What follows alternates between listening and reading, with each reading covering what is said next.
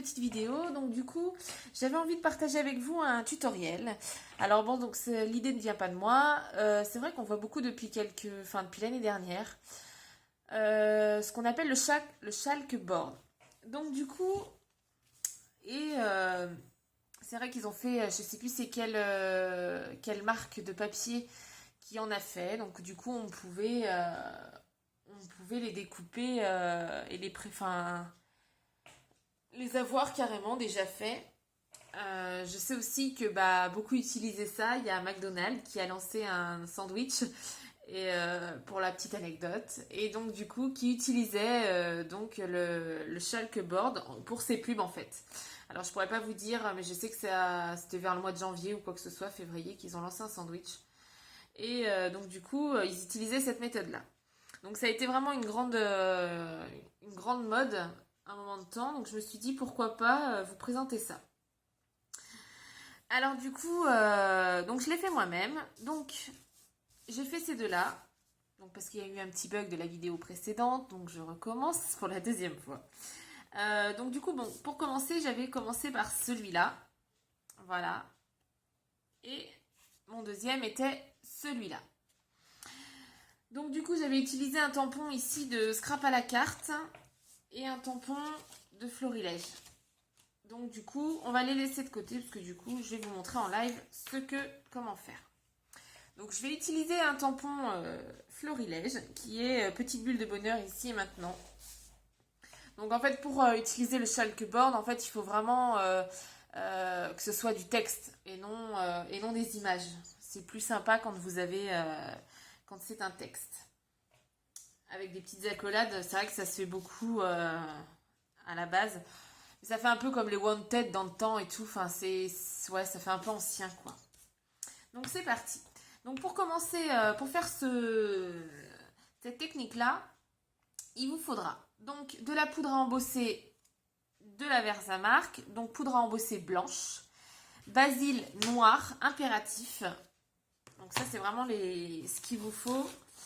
Alors, après, c'est de l'encre blanche, mais un peu grasse si vous voulez. Et c'est Memento, enfin c'est dans la même série que Memento, c'est les gouttes, voilà. Et c'est vrai que peut-être qu'il y a d'autres encres qui peuvent fonctionner, mais alors là du coup je ne sais pas. Et de la pâte pastel blanche avec un petit doigtier ou alors un embout, vous savez un maquillage, des petits pinceaux à maquillage, voilà. Et du coup de la laque. Donc c'est parti. Donc vous prenez votre carré donc de basil.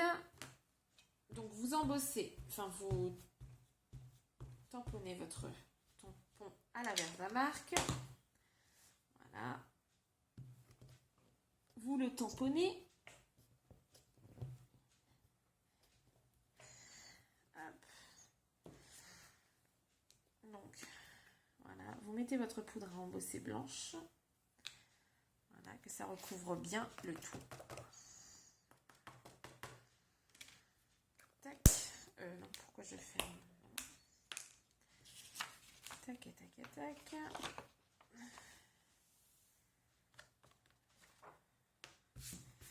Donc voilà, donc une fois que vous avez passé donc, votre poudre,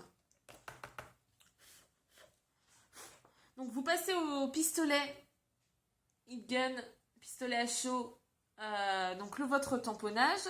Donc du coup moi mon heat gun est derrière moi, donc du coup je m'absente 2 minutes, je vais le faire chauffer. Il va peut-être y avoir un petit peu de bruit.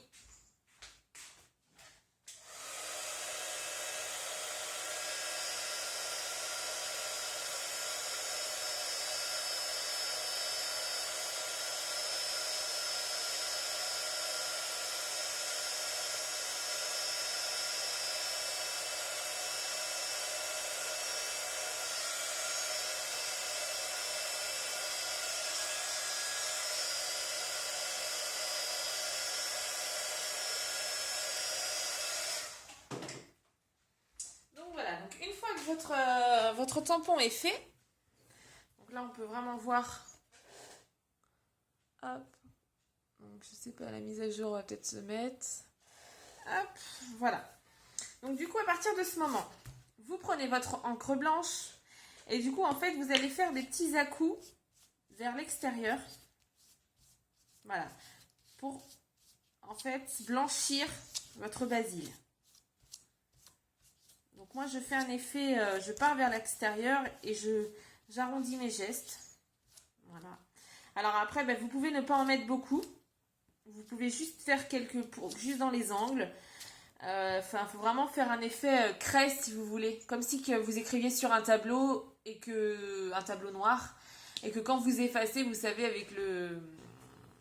avec l'espèce de tampon, ouais, je sais pas comment je sais plus ce que c'est, tampon bois là, espèce de mousse là. Et donc du coup, en fait c'est le même esprit. Hein. Vous prenez votre pâte pastel, hop, et du coup, pareil, vous mettez des petits à-coups un peu à gauche à droite. Voilà, donc pour blanchir le tout. Donc en fait le petit souci avec la pâte pastel en fait c'est que ça ne se fixe pas sur le papier. Donc c'est pour ça qu'on utilise donc de la laque pour fixer la chose dessus. Donc en fait il suffit de vaporiser la laque, voilà, 15 cm. Donc pas en mettre trop non plus, mais vraiment faire un petit voile léger quoi. Voilà. Donc du coup, bien évidemment, votre papier va foncer, mais ça dure, voilà, ça reste pas longtemps. Après, donc ça sèche un petit peu. Et après, du coup, avec votre massicot, vous coupez les bords. Donc vraiment, parce que vous prenez toujours plus large en fait votre découpe de basil. Parce que du coup, il faut absolument enlever les bords parce que c'est jamais net en fait. Pour que ça donne un effet. Voilà. Donc c'est vrai qu'avec ce tampon, je n'aime jamais vraiment. Hop. Que ça soit quelque chose de. Voilà. Bien évidemment, le mieux c'est de faire un tampon qui soit droit. Donc dans ces cas-là, vous utilisez le positionneur de tampon. Voilà. Et donc du coup, ça vous donne cet effet-là. Donc là, vous voyez, j'en ai pas mis beaucoup. J'ai mis moins de blanc. Puis là, j'en ai mis un peu plus. Beaucoup plus que celui-ci. Voilà. Donc après, libre recours de faire ce que vous voulez. Mais c'est vrai que c'est sympa. Et ça permet donc d'avoir le rendu voulu. Donc voilà, j'en profite du coup parce que je suis en vacances. Donc c'est vrai que j'avais vraiment envie de faire cette petite vidéo. Pour vous montrer, voilà, parce que bon, mais certes la technique n'est pas de moi, mais c'est vrai que je ne l'ai pas encore trop vu sur les vidéos, de certaines vidéos, donc je me suis dit, ça peut être sympa de vous le faire, de vous la montrer. Donc voilà, donc du coup, je vais peut-être pas trop, enfin ça fait un petit moment que j'ai pas fait de vidéo, je suis pas non plus une pro de la vidéo. Donc j'ai mon ami, le scrap d'Audrey, enfin Audrey, voilà, qui vient en Vendée donc pour 15 jours à partir de samedi. Donc c'est vrai que elle est à 20 minutes de chez moi. Donc j'espère qu'on arrivera à se voir assez régulièrement pendant son petit séjour. Et du coup, qui sait, pourquoi pas faire une petite vidéo à deux sur peut-être quelques achats qu'on ferait ensemble. Ou quelque chose, enfin voilà, c'est vrai que je lance l'idée comme ça. Donc Audrey, si tu me regardes. Voilà, donc du coup, je vous souhaite à tous une bonne fin de journée. Pour ceux qui sont en vacances, profitez bien. Et ceux qui bossent, bon courage. Voilà, bye bye.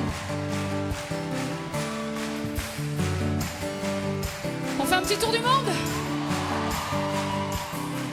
C'est parti.